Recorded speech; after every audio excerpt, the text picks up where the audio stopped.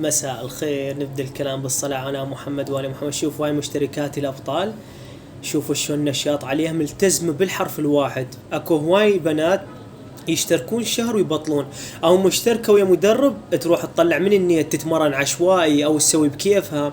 يعني اللي تريد جسم مثالي تلتزم تسمع كلام. ويا اخوان كم مرة ننصحكم، اكو هواي بنات تشوفه قاعدة لي ساعة 3 الصبح وتقعد الساعة 2 الظهر، هذا يا جسم؟ وين اكو هيجي جسم؟ او صيام متقطع تسوي، تقطع اكل تاكلي وجبة واحدة تهمل وجبة الافطار. شوف هاي على صغرها ملتزمة، ظل 4 ايام يصير لها شهرين. اللي يشوفه يقول عبالك جسم منحوت. اللي يريد جسم مثالي وجسم مرتب تسمعين كلام تلتزمين وما تتمرنين تمارين هواية. انت مشتركة يا كابتن، هو منظم لك التمارين، مو تروحين على صديقتك تاخذين منها، تروحين تتمرنين على اليوتيوب تسوين بكيفك، ما يصير.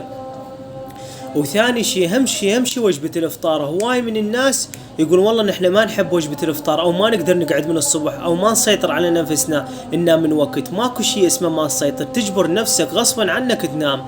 هسه عندي هواي مشتركات ما شاء الله ابطال، يوم عن يوم عندهم نقص فيتامينات نعالجهم ويلتزمون. شوف النوم منتظم مالتهم.